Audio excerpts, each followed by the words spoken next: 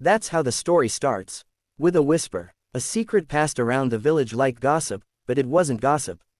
It was true. And this is the story of Maya, the girl who was thrown away, and the man who turned her scars into strength.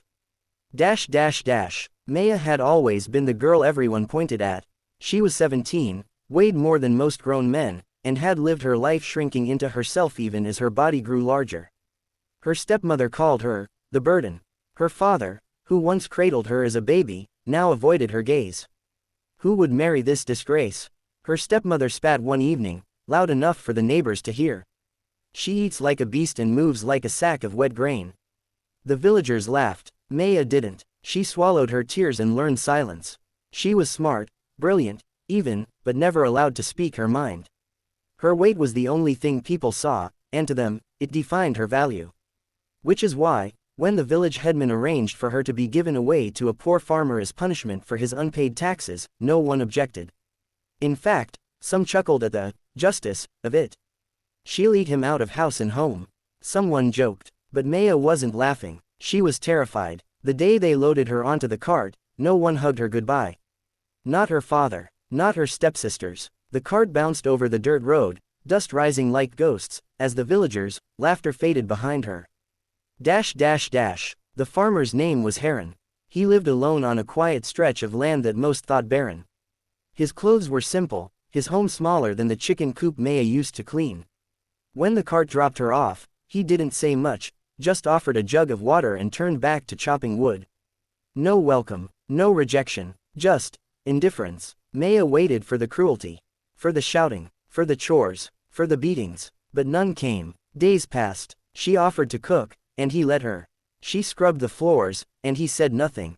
She burned the rice once and braced for punishment, but he only said, next time, let it soak longer.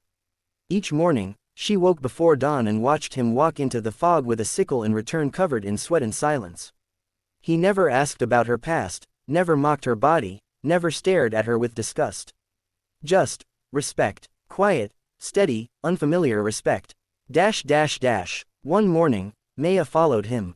He didn't stop her. They walked past the fields she thought were his only land, and kept walking. For an hour, two, until the hills opened up like a secret. Green stretched beyond the horizon. Orchards, wheat, paddy. Workers bowed in silence, tending rows of gold. This, she gasped, this is all yours.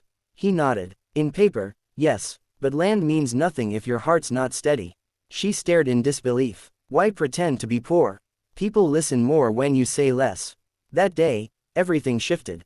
Maya began asking questions. About soil, irrigation, harvest. Heron didn't just answer, he taught.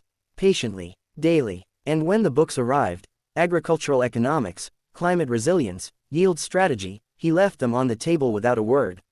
She devoured them. Heron saw something in Maya no one ever had, a mind sharper than a scythe. And for the first time in her life, so did she. But the villagers hadn't forgotten her. Months later, a rumor spread, the fat girl runs the farm now. They came to see for themselves. What they found wasn't the fat girl. It was a woman in a sun hat, barking orders to contractors, laughing with migrant workers, discussing import rates with local merchants. She walked with pride, hips swaying unapologetically, voice calm, eyes clear. She wasn't trying to hide anymore. One day, her stepmother came. With her father. Their harvest had failed. They needed help. I have nothing left, her father whispered, eyes on the dirt. Maya looked at them. She remembered the cold nights, the mocking stares, the empty plates. Then she turned to Heron. His silence was permission. Tell me what you need, she said. The farm became a sanctuary. Not just for crops, but for people like her. The unwanted, the discarded. Girls once laughed at for their size or silence found work, found learning, found purpose. Maya grew, not just in confidence but in power.